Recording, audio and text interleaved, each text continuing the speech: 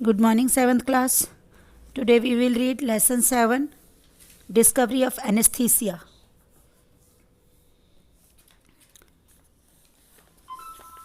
James Simpson was born on 7th June 1811 at Bathgate in Scotland in a baker's house.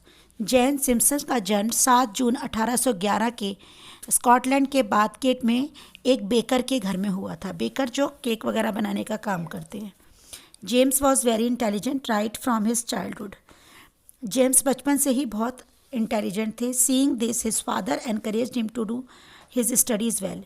इसको देखते हुए उनके पिता ने बोला कि वो अपनी स्टडी अच्छे से करें। ही continues study instead of learning the family business. अपने परिवार के बिजनेस को सीखने के साथ साथ वो अच्छे से स्टडी भी करते थे। At the age of just 14 years, 14 साल की उम्र में ही went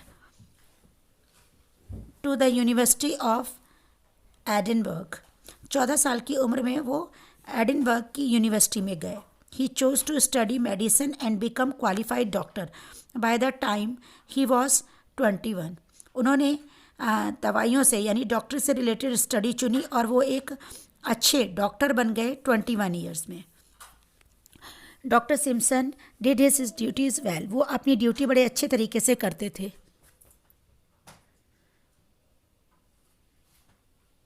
to help doctors during operation was one of his duties. Doctors उस समय जो लोगों की मदद करना डॉक्टर की एक ड्यूटी मानी जाती थी।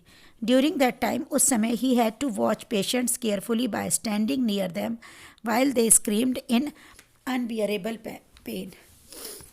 उस समय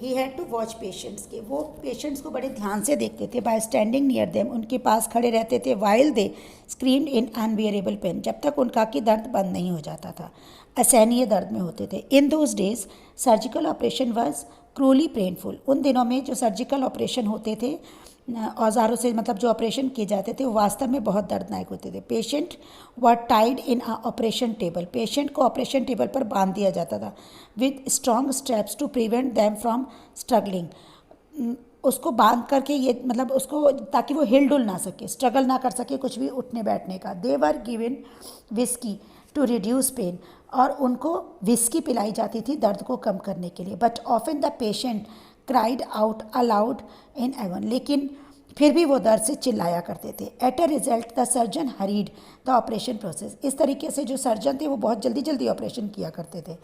operations which ought to be carried out carefully, और बड़े ही ध्यान से किया करते थे।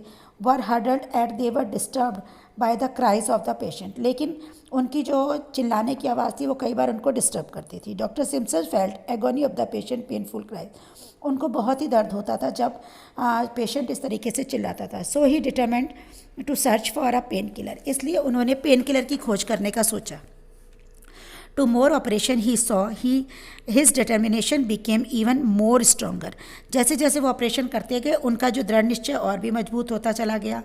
इन order to make his discovery a success, Simpson has to carry out two kinds of task. अपनी इस डिस्कवरी के दौरान, खोज के दौरान, सिम्पसन ने दो काम किए। First, he had to find chemical that likely to be pain killer. उन्होंने एक पेन किलर ढूंढा, यानी उस केमिकल को निजात किया जो पेन किलर में कामयाब हो। That he had to make a sure that the pain killer would not kill the patient, और एक चीज़ का श्योर किया कि पेन किलर से पेशेंट मरेगा नहीं, बल्कि उसकी जो पेशेंट्स की हेल्थ को हार्मफुल इफेक्ट से बचाएगा। पेन किलर बहुत कम लेना चाहिए। पेन किलर से हमारी बॉडी को नुकसान होता है, लेकिन कभी कभी इसको लेने से कोई नुकसान नहीं होता है। डॉक्टर भी कभी कभी लेने की सलाह देते हैं, बट रेगुलर नहीं। Choosing patients for his experiment was a big problem. उस समय पेशेंट को चूज़ करना अपने एक्सपेरिमेंट के लिए बहुत बड़ी प्रॉब्लम थी। Because he feared he could be dangerous, ये खतरनाक भी हो सकता था। So he had to experiment on himself, इसलिए उन्होंने अपने आप पे एक्सपेरिमेंट करने का सोचा। And some of his friends who offered themselves to volunteer, और उनके कुछ मित्रों ने भी उनको अपने आप को वॉलंटियर बना करके उनके आगे प्रस्तुत किया। One day Simpson bought a chemical from the chemist in Liverpool. Liverpool में एक बार सिम्पसन एक केमिकल लेकर के आया दवाई की दुकान से। It was liquid called chloroform. यह एक लिक्विड था जिसको क्लोरोफॉर्म कहते थे। That gave off the kind of vapour, ये एक भाप के समान हुआ करता था। Simpson wanted to take test this chemical, Simpson ने इसका टेस्ट लेने का चाहा। So he poured them into a glass, उसने उसको एक ग्लास में डाला। Then he had two his friends inhaled it for some times, और उसको अपने दो मित्रों को कुछ समय तक सूंघने के लिए कहा। Very soon 3 men became anxious, धीरे धीरे वो तीनों आदमी अचेत हो गए। It was like they had fallen for sleep, इसका मतलब वो गहरी नींद में सो गए। Very soon the 3 men become they could see here on feeling nothing, उनको ना तो कुछ दिखाई दे रहा था, ना सुनाई और ना कुछ फील कर रहे थे। It is not known exactly how long the 3 friends remained unconscious, लेकिन वो ये देखना चाहते थे कि ये लोग कितनी देर तक के लिए बेहोश रहते हैं। Simpson was the first one to gain back his unconscious, Simpson पहले व्यक्ति थे जिन्होंने उनको मूर्छा से बाहर लाया। When he realize that chloroform had done to harm to him to his friends, he was very much excited to contented. When he, जब उन्हें महसूस हुआ कि क्लोरोफॉर्म का ज़्यादा यूज़ करना उनके मृत्यु के लिए नुकसानदायक भी हो सकता था। ही वॉज वेरी मच, लेकिन वो बहुत ज़्यादा एक्साइटेड थे। Now Simpson knew that if the patient was given a right amount of chloroform vapor to inhale before the operation, कि अगर पेशेंट को कम मात्रा में ऑपरेशन के समय क्लोरोफॉर्म दी जाए तो ही वुड बिकम अनकॉन्शियस, और वो बेहोश हो जाएगा। And would know nothing about what happen to, और वो नहीं जान पाएगा कि उसके साथ उस समय क्या हो रहा है। This will enable surgeon to conduct operation, इस तरीके से एक डॉक्टर एक ऑपरेशन को कर सकेंगे पीसफुली, बड़ी शांति से, without giving any pain to the patient, patient को बिना कोई दर्द दिए हुए। In other word Simpson had discovered anaesthesia, दूसरे शब्दों में कहा जाए तो सिम्पसन ने एनेस्थीसिया की खोज की। एनेस्थीसिया एक इंजेक्शन होता है जो ऑपरेशन के समय पेशेंट को बेहोश करने के लिए लगाया जाता है। Anaesthesia means a drug that make feel nothing specially the pain. Anaesthesia का मतलब होता है एक ऐसी दवाई जिसके अंदर कोई दर्द महसूस ना हो।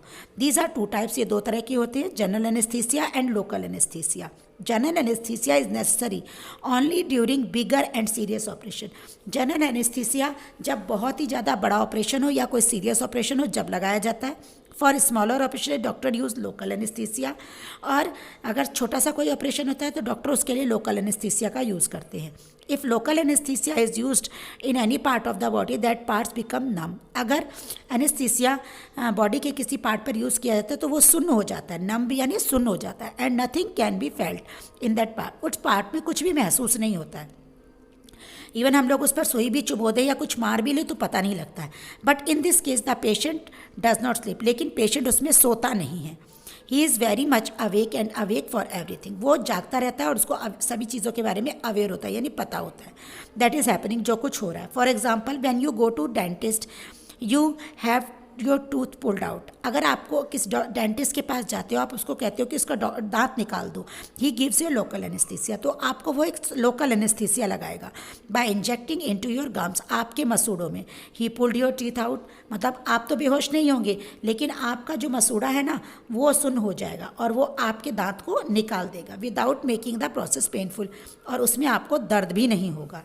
Before the discovery of chloroform ether was use by some American doctor, chloroform की डिस्कवरी से पहले ऐसा अमेरिकन डॉक्टर्स के द्वारा यूज़ किया गया। But soon it was found by chloroform had several advantage over ether the anaesthetic and anaesthetic, फिर कुछ पाया गया कि एनेस्थेटिक होने से की वजह उसको क्लोरोफॉर्म से ज़्यादा लाभ होता है। Later even became better anaesthetic than ether chloroform discovered, उसके बाद एनेस्थीसिया या क्लोरोफॉर्म की खोज की गई। Chloroform was successfully tested by Simpson on 4 May 1847, chloroform को सफलतापूर्वक सिम्पसन ने टेस्ट किया 4 मई 1847 को। But till 1855 most of the doctor refuse to use it, लेकिन 1855 में बहुत सारे डॉक्टर ने इसे यूज़ करने से मना कर दिया।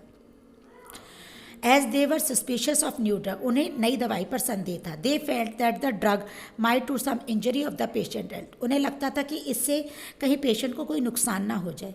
The priest of the church also oppose the use of chloroform, church के जो उस टाइम पादरी होते हैं ना जो चर्च में रहते हैं, उन्होंने भी क्लोरोफॉर्म का विरोध किया। They believe that God had reason for giving pain to his creature. वो विश्वास करते थे कि जो भगवान है वो किसी ना किसी कारण से इंसान को दर्द देता है।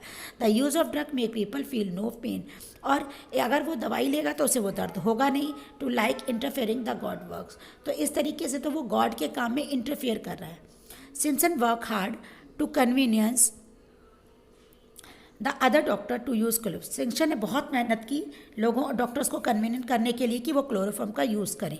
इन 1853 Simpson has appointed is one of the queen's physician. 1853 में सिम्पसन अपॉइंट हुए एक मतलब मुख्य रूप से क्वींस फिजिशियन, एक मुख्य डॉक्टर, रानी के एक डॉक्टर के रूप में। She allowed Simpson to give chloroform, उन्होंने अलाउ कर दिया, जो रानी थी वहाँ की, उन्होंने अलाउ कर दिया क्लोरोफॉर्म के लिए to her before the operation, अपने ऑपरेशन से पहले। Later the queen thanks himself for a great relief. उसके लिए बाद में उन्होंने सिम्पसन को बहुत धन्यवाद दिया। That his drug had brought her in 1866 and confirm title of the sir, और उसके बाद 1866 में उनकी जो इस दवाई को कंफर्म कर दिया और उन्हें सर नाम का टाइटल दिया गया। Doctor Simpson courageous work began a bring relief for pain in the people all over the world. Sir James Simpson dies in London on 6 May 9. Doctor Simpson के इस इंजेक्शन ने लोगों को बहुत आराम दिया। डॉक्टर सिम्पसन की मृत्यु लंदन में 6 मई 1870 को हो गई। I hope you will understand this. Bye बच्चों, bye, have a nice day.